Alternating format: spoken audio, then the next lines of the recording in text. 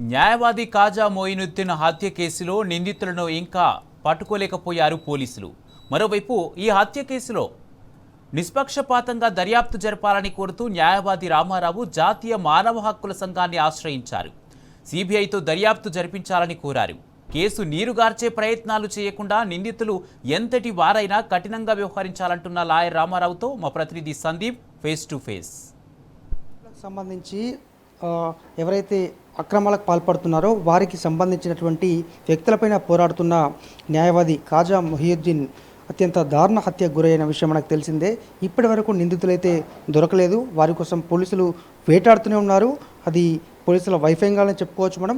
అయితే మరోవైపు దీనికి సంబంధించి ఒక న్యాయవాదిగా ఉన్నటువంటి వ్యక్తి ఆయన్ను హత్య చేయడము న్యాయవాద వర్గాల్లో ఇటు జ్యుడిషియల్లో కలకలం రేపుతోంది. అయితే దీనికి సంబంధించి జాతీయ మానవ హక్కుల కమిషన్లో కూడా ఫిర్యాదు చేశారు అడ్వకేట్ రామారావు గారు. అయితే న్యాయవాదులకే రక్షణ లేకుండా పోయింది. అలాగే ప్రభుత్వానికి సంబంధించినటువంటి వ్యక్తులు ఇందులో పాల్గొన్నారు.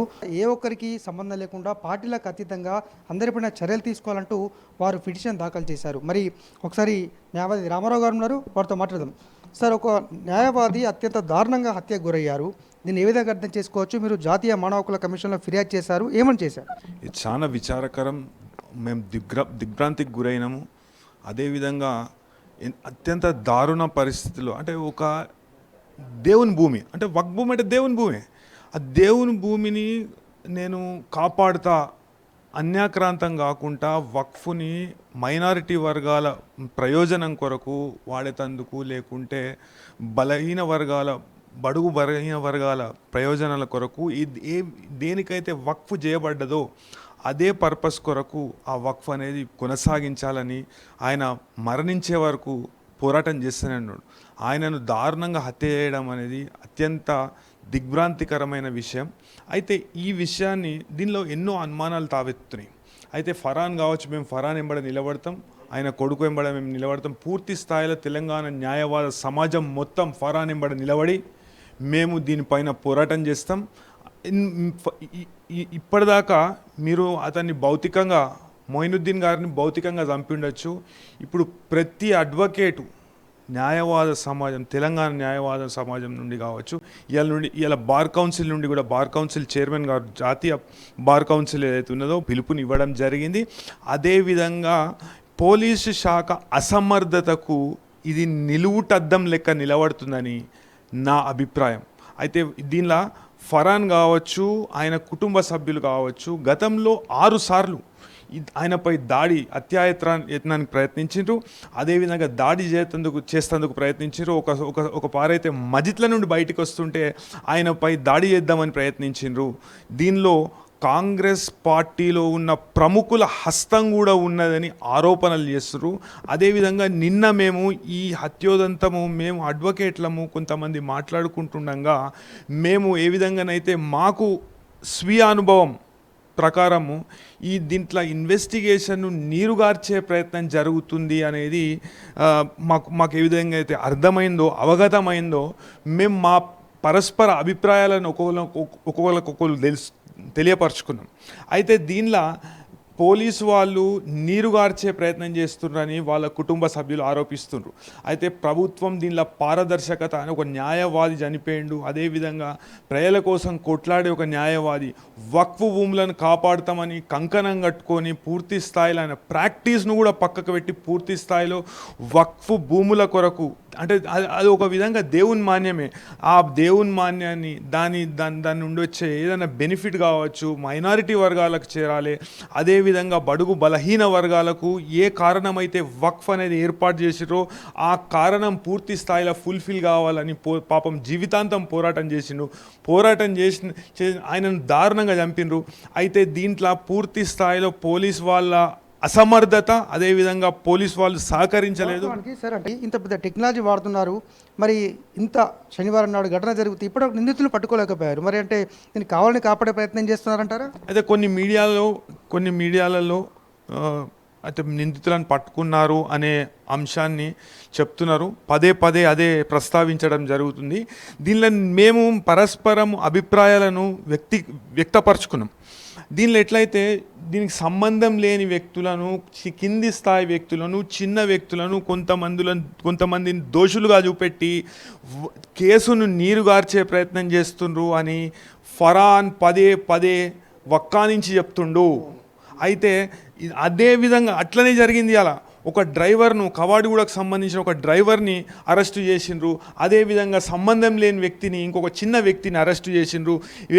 వాళ్ళని అరెస్టు చేసి పూర్తి స్థాయిలో నీరుగార్చే ప్రయత్నం చేస్తుండ్రు. ప్రధాన నిందితుల మీద ఎక్కువ శాతం అంటే ఫోర్స్ ఉండకుండా, అదేవిధంగా ప్రధాన నిందితులపై ఎక్కువ శాతం నేరారోపణలు, పాయింట్అవుట్ చేసే నేరారోపణలు లేకుండా దీనిలో ఛార్జ్ షీట్ తయారయ్యే విధంగా ఆలోచన విధానం ఉన్నది పోలీసులది. మేము ప్రతి ఒక్కరం పూర్తి స్థాయిలో తెలంగాణలో ఉన్న 56,000 మంది న్యాయవాదులు మొత్తం ఫరాన్కి అండగా నిలబడతాం. అదేవిధంగా భారతదేశంలో ఎంతమంది న్యాయవాదులు ఉన్నారో పూర్తి స్థాయిలో ఒక ఉద్యమం స్థాయిలో దీన్ని నిర్మించి మేము పోరాటం చేశాం. అదేవిధంగా నేను జాతీయ మానవ హక్కుల కమిషన్ దృష్టికి ఈ విషయాన్ని తీసుకురావడం జరిగింది. గతంలో కూడా ఎంతోమంది న్యాయవాదులను హత్య చేయడం జరిగింది. ఇప్పుడు ఇంకా ఎక్కువైపోయినాయి, న్యాయవాదులపై హత్యలు ఎక్కువైపోయినాయి. ఇది పూర్తి స్థాయిలో ప్రభుత్వం బాధ్యత వహించాలని చెప్పి నేను చెప్పడం జరిగింది. అదేవిధంగా దీన్ని ఒక ఇండిపెండెంట్ ఇన్వెస్టిగేటింగ్ అథారిటీతోని, అంటే నేను స్వాతి లక్రా గారి ఆధ్వర్యంలో, నేతృత్వంలో నేను ఒక ఎంక్వైరీ జరిపించాలని నేను కోరడం జరిగింది. అంటే ఇన్వెస్టిగేషన్ కాదు, ఎంక్వైరీ. పోలీస్ వాళ్ళ పాత్ర ఏంది? గతంలో 6 సార్లు జరిగినా కానీ పోలీస్ వాళ్ళు పట్టించుకోకపోవడం అనే కారణం ఎందుకు? అయితే నిందితులను పూర్తి స్థాయిలో రాచమర్యాదలు చేస్తున్నారని ఒక ఎంఐఎం సంబంధించిన ఎమ్మెల్యే కావచ్చు, అదేవిధంగా వాళ్ళ కుటుంబ సభ్యులు కావచ్చు, అదేవిధంగా వాళ్ళ కుమారుడైన ఫరాన్ కావచ్చు, పదే పదే చెప్పడం జరుగుతుంది. అది నిందితులకు పూర్తి స్థాయిలో, అంటే ప్రధాన నిందితులను పూర్తి స్థాయిలో ఒక విఐపి ట్రీట్మెంట్ అనేది ఇస్తుండ్రు. వాళ్ళను తప్పించే ప్రయత్నం చేస్తున్నారు. అంటే ప్రజలు ప్రశ్నిస్తున్నారు, వాళ్ళ కుటుంబ సభ్యులు ప్రశ్నిస్తున్నారు కాబట్టే ఉత్తగా నామం మాత్రంగా వాళ్ళని అరెస్టు చేసిండ్రు. వాళ్ళపై పెద్దగా ఛార్జ్ షీట్లు రాయకుండా వాళ్ళని అంటే ఇన్వెస్టిగేషన్ పూర్తి స్థాయిలో నీరుగార్చే విధంగా పోలీసు వాళ్ళు ప్రవర్తిస్తున్నారు. ఈ విషయంలో సిబిఐ నేతృత్వంలో దర్యాప్తు జరగాలి. కేంద్ర ప్రభుత్వ దర్యాప్తు రంగ దర్యాప్తు సంస్థల ద్వారా దీన్ని ఇన్వెస్టిగేషన్ చేపియాలి. అదేవిధంగా ఈ కేసును సిబిఐకి ఇవ్వాలి అని నేను కోరడం జరిగింది. రైట్. ఇది మొత్తంగా జాతీయ మానవ హక్కుల కమిషన్లో ఫిర్యాదు అయితే దాఖలు చేశారు. ఈ విషయాన్ని, అంటే న్యాయవాది హత్యకు సంబంధించినటువంటి అంశాలు మొత్తం కూడా వెల్లడించారు. వక్ఫ్ బోర్డు భూములకు సంబంధించి కొన్ని కోట్ల రూపాయల లావాదేవీలు జరిగాయి. ఇందులో వక్ఫ్ అధికారులు కూడా ఉన్నారు. దీనిపైన ఈడీ కావచ్చు, అలాగే సిబిఐతో దర్యాప్తు చేయాలి. అలాగే ఎవరైతే మొయినుద్దీన్ కుమారుడు ఫరాన్ సంబంధించి వాళ్ళ కుటుంబ సభ్యులకు కూడా పూర్తి స్థాయిలో రక్షణ కల్పించాలి. ఎందుకంటే ఇప్పటికే వాళ్ళ కుమారుడు చెప్పారు, తమకు కూడా ఎప్పుడు హత్య జరుగుతుందో, ఎప్పుడు తాము ఏమవుతుందో తెలియనటువంటి బాధలో ఉన్నాము. ఇప్పటికే మా తండ్రి హత్యకు గురయ్యాడు, మేము కూడా రక్షణ కావాల్సినటువంటి అవసరం ఉంది. తమ హత్యకు ఇటు ఈ నిందితులతో పాటు పోలీసులు కూడా బాధ్యత వహించాలని కూడా వాళ్ళు చెప్తున్నారు. మొత్తానికైతే జాతీయ మానవ హక్కుల కమిషన్ అయితే ఫిర్యాదు నమోదైంది. ఒక ఐపీఎస్ స్థాయి అధికారితో విచారణ జరిపించి దీంట్లో నిజాలు నిగ్గు తేల్చాలి.